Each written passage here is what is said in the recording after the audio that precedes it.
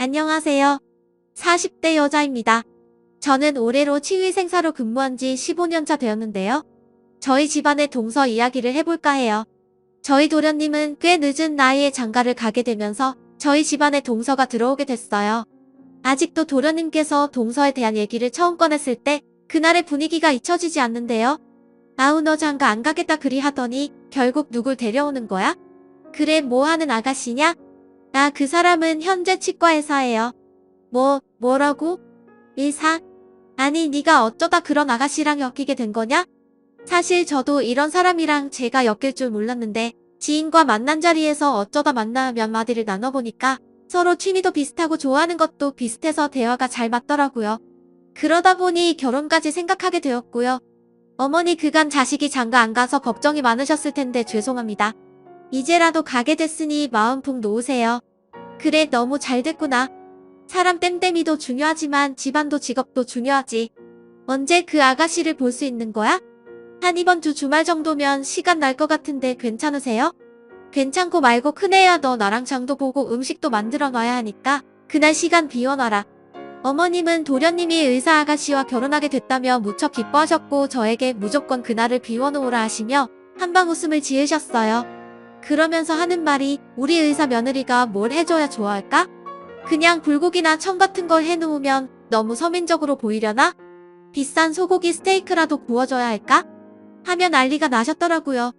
사실 저도 그날 일정이 있었고 아이하고도 놀아줘야 했는데 그래도 어머니께서 무작정 시간을 비워놓으라 하시니 어쩔 수 없이 주말에 아이를 남편에게 맡기고 나중에 시댁으로 오라고 하곤 저 먼저 시댁으로 넘어가게 됐어요.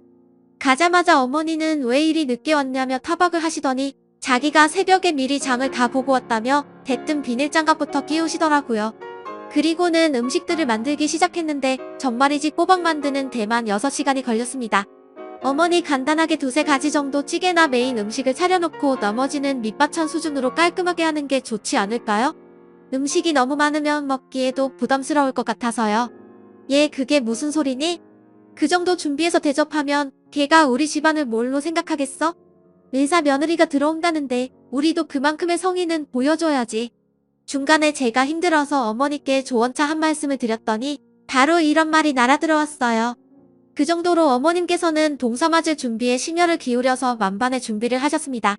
솔직히 이런 생각하고 싶지 않았지만 제가 처음으로 어머님 집에 인사드리러 왔을 때 달랑 과일 하나 있었던 걸 생각하면 좀 비교도 되고 어머님께 섭섭하기도 하더라고요. 하지만 지금 와서 그걸 티낼 수도 없는 노릇이었기 때문에 일단은 열심히 손을 놀려 그 많고 많은 15첩 반상을 준비해냈어요. 그리고 초인종 소리가 들리더니 동서가 들어왔는데요.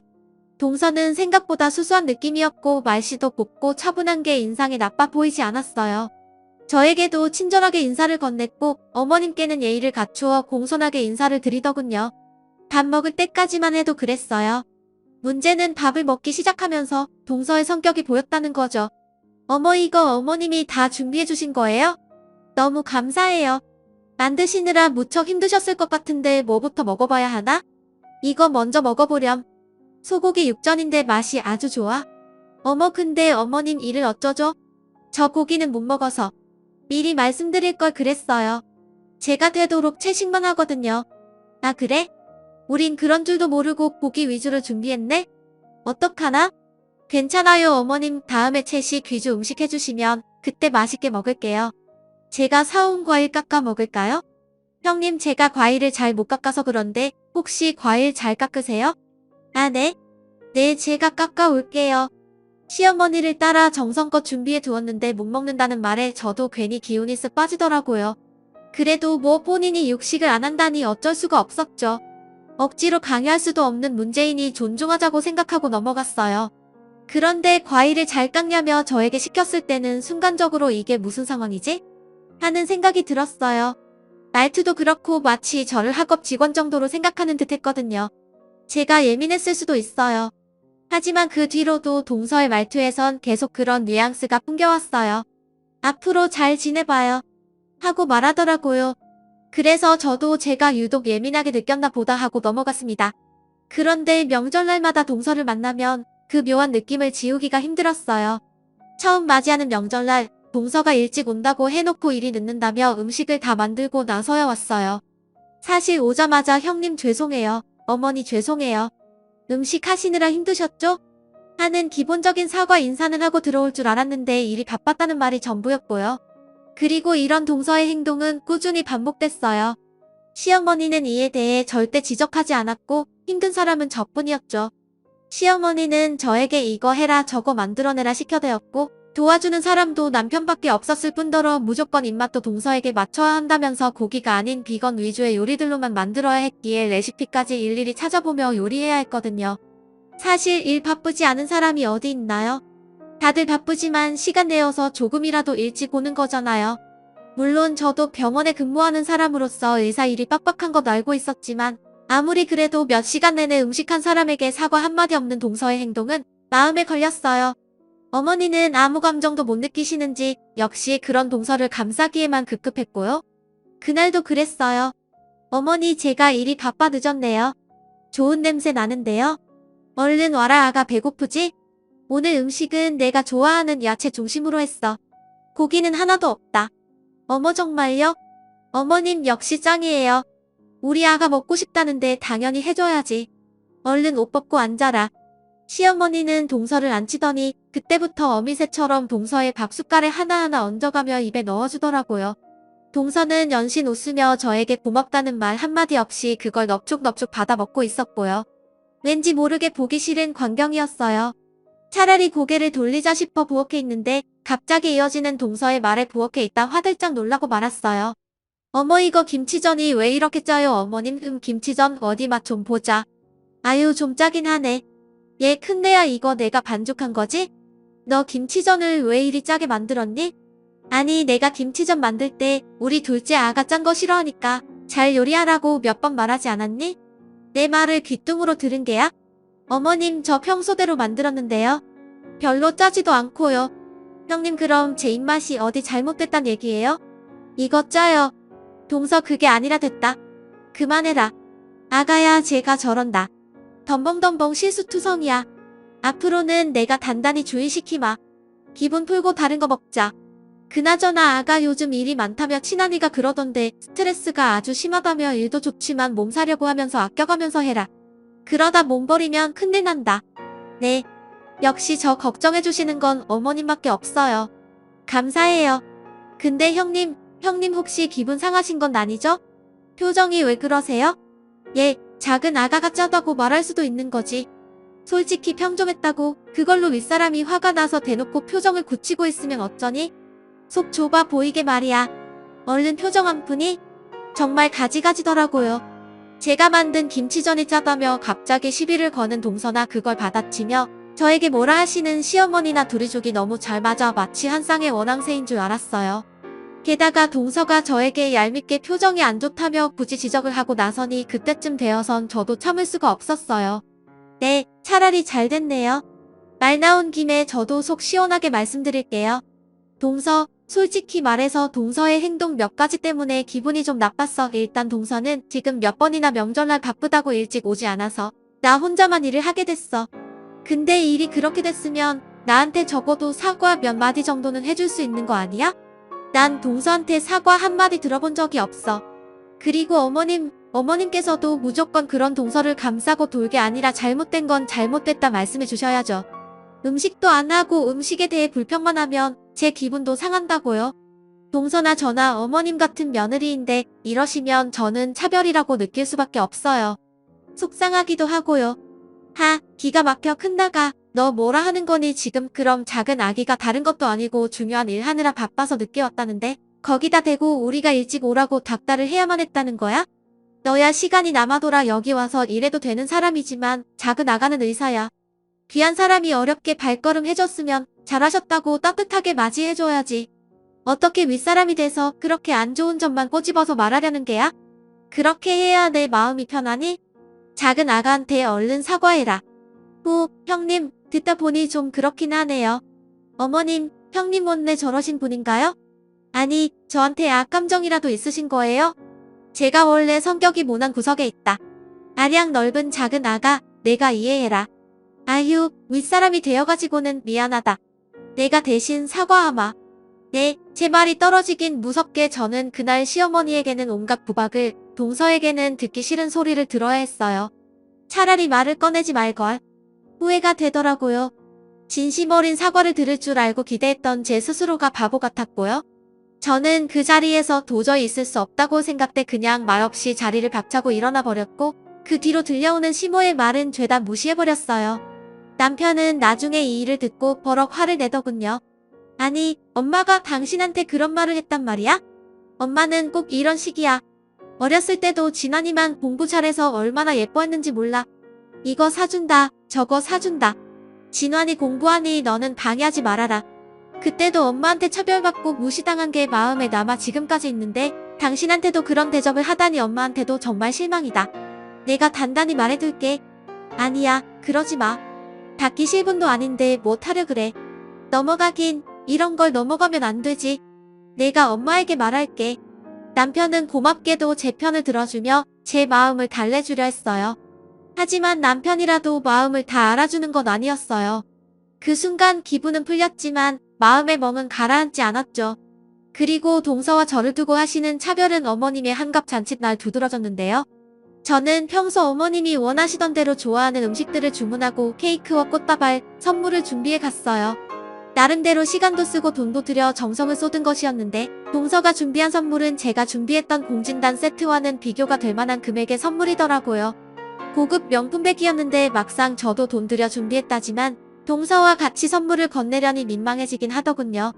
역시나 시어머니는 핸드백을 받자마자 놀라움을 감추지 않으셨어요. 어머, 이거 한정판 아니냐? 아니 아가, 이 비싼 선물을 어머님 그간 해주신 거에 비하면 약소하죠. 제 성이라 생각하시고 부담 없이 받아주세요. 그리고 어머님, 다음번엔 저랑 백화점도 한 바퀴 돌아요. 어머님 요즘 겨울옷 덥다 하셨잖아요. 저랑 같이 백화점 돌면서 예쁜 옷도 사고 맛있는 것도 사 먹어요. 아우, 이렇게 예쁠 수가. 너는 말도 어쩜 이리 예쁘게 하는 거냐? 이른이 사랑받지. 사람이 사랑받는 데엔 다 이유가 있다니까. 내가 마침 딱 오트 가방도 떨어진 차였는데 아가, 내가 선물해준 걸 들고 다니면 되겠구나. 세상아, 며느리가 이렇게 좋은 거구나. 지금껏 내가 이 기쁨을 모르고 살다 이제야 알게 됐다. 이제야 알게 됐어. 내가 전생에 무슨 일을 했길래 이런 복덩이가 집에 들어온 건지. 어머님, 말만이라도 감사해요. 시어머니가 대놓고 제 앞에서 이제야 며느리 얻은 기쁨을 알게 되었다며 웃으시는데 저도 남편도 얼굴이 굳어졌습니다.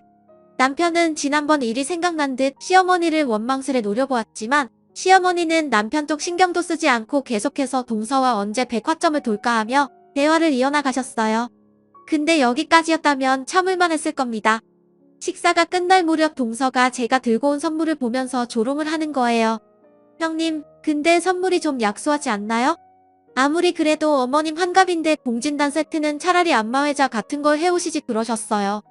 보니까 어머님 집에 건강식품도 많던데 어머님, 형님은 어머니에게 별로 관심이 없나 봐요. 제가 뭘 알겠니? 쟤는 원래 시어머니한테 관심도 없고 이런데 정성 들일 줄도 모른다. 아가, 너처럼 센스 있지도 않아. 나는 지금껏 그러려니 살았다. 그래도 내가 들어와 일이 나를 기쁘게 해주니 내가 더 바랄 게 없구나. 그때 제가 뭐라 하기도 전 이 상황을 보다 못한 남편이 나섰습니다. 이렇게 둬서 안 되겠다고 생각했는지 남편의 얼굴은 이미 많이 상기되어 있었어요. 잠시만요. 둘 다 뭐 하시는 겁니까? 저희도 정성 들여 준비한 선물이에요. 이걸 대놓고 말씀하시면 우리가 준비한 선물은 뭐가 되나요? 어머니, 그 말씀도 심하세요. 이 사람이 지금까지 명절날 안 온 적이 있었나요? 어머니 심부름 시키시는 걸 안 들어드린 적이 있나요? 다 해드렸잖아요. 이 사람 제가 볼 땐 시대에게 잘하기만 했습니다. 그런 게 다 무시되는 게 도저히 이해가 되지 않네요. 아들이란 놈이 엄마 앞에서 지 여자 편들기는 그건 기본 중에 기본이다. 며느리가 시애미 하는 말을 따라 드리는 건 당연한 놈이지 그걸 뭘 잘한 거라고 생색내고 유세를 떨어. 너 내가 내 아들한테 이렇게 말하라 시켰니? 그러지 않고선 얘가 왜 나한테 이런다냐? 어머니. 결국 시어머니와 남편의 갈등은 그날 크게 심화되었고 저는 남편 등 떠밀어 자기 엄마와 싸우게 한 못된 며느리라는 칭호까지 얻게 되었네요. 동서는 어땠냐고요? 옆에서 비웃으며 이 상황을 바라보고 있었어요. 그 뒤 저도 남편도 시대에겐 가고 싶지가 않아졌고 가던 횟수도 평소보다 훨씬 뜸해졌습니다. 어머니 말씀대로 도리만 하면 되는 거니 명절에만 얼굴을 비추기로 했어요. 시어머니는 당연히 이에 뭐라 말을 덧붙이셨지만 신경 쓰지 않기로 했네요. 그러던 어느 날 동서가 병원을 옮긴다는 소식을 들었어요. 시어머니가 아침 대바람부터 저에게 전화가 와 소식을 전한 건데요. 그러면서 제게 황당한 부탁까지 하시더라고요. 내 동서가 강남 한복판에 병원을 차린다는데 돈 좀 보태줘라. 네? 돈이요? 그래 나도 보태는데 내가 윗사람으로서 모범을 좀 보여줘야 하지 않겠냐? 우린 다 한 가족이잖아. 이런 일에 돕고 나서야지. 시어머니는 다짜고짜 저에게 돈을 요구하셨어요. 제가 도대체 왜 이쁘지도 않은 동서 개업에 돈을 보태야 하는지 제가 형편이 안 되어 그럴 수 없다 하자 시어머니는 가진 막말을 하시더라고요. 가족이면 이런 일에 나설 줄도 알아야지. 너는 참 이기적이다 이기적이야. 나한테 신경 안 쓰는 건 그렇다 쳐도 하나뿐인 동서에게 그리 대하고 싶으냐? 사람이 마음을 좋게 써야지. 그러니 내가 그 모양 그 꼴로 사는 거다. 시어머니는 그리 말하고 막무가내로 전화를 끊어버렸고 저는 황당함에 말이 나오지 않더라고요. 그러던 중 동서에게 연락이 왔더라고요. 동서는 저에게 전화를 걸어와 역시나 똑같이 돈 얘기를 꺼내려고 하는 모양인지 잠깐 보고 싶다고 말했어요. 그것도 전에 없던 상냥한 목소리로 말이죠. 형님 시간 좀 내주세요. 오랜만에 여자들끼리 대화도 나누고요. 저도 형님과 나누고 싶은 얘기가 얼마나 많은지 몰라요. 제가 형님 직장 근처 카페로 갈게요. 그래 알겠어. 그럼 8시까지 와줘. 동서와 단둘이 만나고 싶진 않았지만 일단 저도 얼굴은 보고 안 된다고 확실히 말해두어야 뒷말이 나오지 않을 것 같아 약속을 잡았죠. 만나기 전까진 어떻게 말할까만 생각했지. 그날 제가 그런 충격적인 얘기를 듣게 될 줄은 꿈에도 몰랐어요. 근데 하늘이 저에게 기회를 준 건지 당일날 생각보다 일이 늦게 끝나 만나기로 한 카페에 동서보다 늦게 도착을 하게 되었어요. 빠른 걸음으로 동서를 찾고 있는데 동서는 제가 온 줄도 모르고 누군가와 통화를 하고 있더라고요. 그때 저는 동서를 부르려던 찰나 동서의 입에서 흘러나온 한 단어의 걸음을 멈추게 되었습니다. 바로 엄마라는 단어였습니다. 엄마 지금 약속에 있어서 나와 있으니까 우리 딸 아줌마가 차려주는 밥 먹고 있어. 응, 엄마가 지연이 좋아하는 인형 사갈게. 엄마. 저는 엄마라는 단어에 그만 너무 놀라 동서가 저를 부르는 소리도 놓치고 말았습니다. 동서는 제가 들었다고 상상도 못했는지 저를 보고 생긋생긋 웃으며 인사를 하고 안부를 묻는데 저는 대화에 제대로 집중조차 할 수 없었어요. 그리고 동서의 돈 빌려달라는 제안에 형편이 안 된다고 짧게 거절만 하고 집으로 돌아오게 되었습니다. 저는 집에 도착하자마자 남편에게 이 일을 말했어요. 남편 역시 경악을 했죠. 정말? 엄마라고 했다고? 응, 분명히 내가 들었다니까. 여보, 아무래도 수상해. 아니 그럼 내 동생이 애 엄마랑 결혼한 건데 말도 안 돼. 어떻게 애가 있는 걸 숨기기까지 했겠어. 남편은 말도 안 된다고 했지만 저는 왠지 이 일을 그냥 넘겨선 안 될 것 같다는 이상한 직감이 들었어요.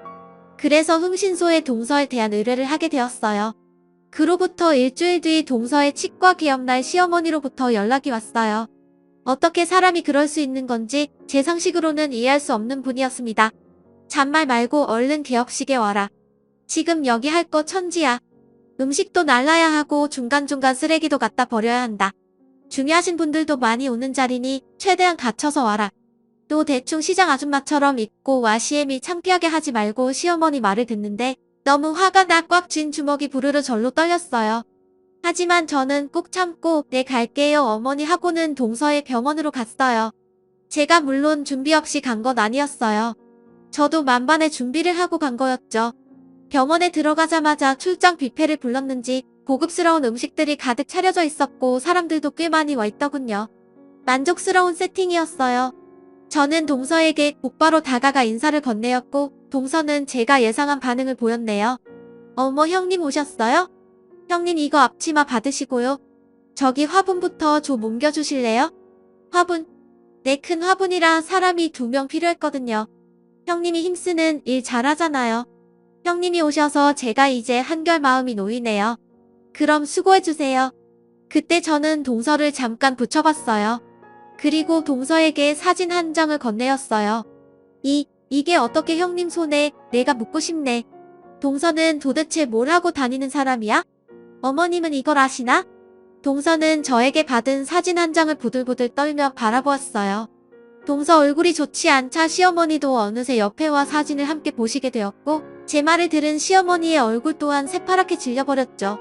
어떻게 자기 딸이 있는 걸 숨길 수가 있어? 조사해보니 다른 남자 사이에서 낳은 7살 난 애도 있고 심지어 그 남자랑도 아직 만나던데 스킨십도 하고 같이 모텔 들어가는 사이면 상간남이라고 해야겠지? 무슨 말이에요? 그게 형님 어디서 이런 말도 안 되는 사실을 가져와서 저를 음해하려 들고? 아가 내가 지금 잘못 본 거지? 이거 너 아니지? 조작이에요 어머님 이거 저 아니에요 아니 근데 왜 내가 여자아이랑 다정하게 손을 잡고 모두 사실 맞고? 제가 흥신소에 의뢰해서 확인한 것들이에요. 원하시면 녹취 파일까지 들어보세요. 동서와 동서 딸이 나누는 대화까지 녹음되어 있으니까요. 저는 시어머니의 반응을 지켜보며 천천히 녹음 파일을 들려주었고 그 안의 음상을 듣자마자 시어머니는 그만 몸을 가누지 못하고 우당탕 소리를 내며 쓰러졌어요. 시어머니가 쓰러지는 소리에 사람들이 이쪽으로 몰려들더라고요. 저는 사람들이 있는 무리 안에서 그 다음 녹음 파일을 켰습니다. 다음 녹음 파일엔 동서와 동서의 상간남이 나눈 대화가 녹음되어 있었는데 차마 인간이라고 볼 수도 없는 동서의 충격적인 실체가 드러나 있었죠. 그러니까 그 시어머니란 사람이 당신 병원 차려준다는 거지? 그래 그렇다니까 지금 해야 내가 빚도 있고 애도 있어서 사는 게 그저 그렇다 쳐도 강남의 병원만 개업해봐 돈 버는 거 순식간이지 뭐 시어머니란 사람도 참 멍청하다니까. 내 의사 직함 하나만 보고 그 큰 돈을 턱턱 주고 말이야 맞아 당신한테는 돈줄이야 돈줄 그 줄 절대 놓지 말고 꼭 붙잡고 있어야 한다 알겠지? 그래야 나도 살고 우리 딸도 살아 어머님은 그 얘기까지 듣자 믿을 수 없다는 얼굴로 동서를 쳐다보다 그만 동서의 얼굴에 뺨을 쳐버렸고 동서는 얼굴을 감싸지며 울음을 터뜨리더니 밖으로 뛰쳐나가 버렸습니다.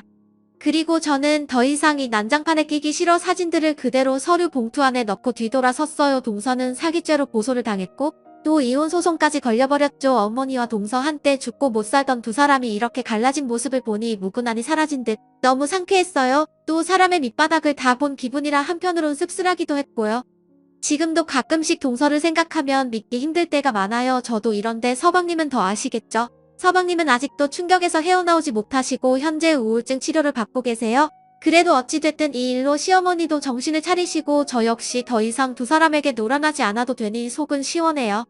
부디 여러분들께엔 이런 사람 마주칠 일 평생에 한 번이라도 없었으면 합니다. 가족이 되실 일은 더더욱 없었으면 해요. 하루하루가 평안하고 행복하시길 바랍니다. 지금까지 긴 이야기 들어주셔서 감사합니다. 여러분 사연 댓글에 응원과 현명한 조언 부탁드려요. 좋아요와 구독은 저에게 큰 힘이 됩니다.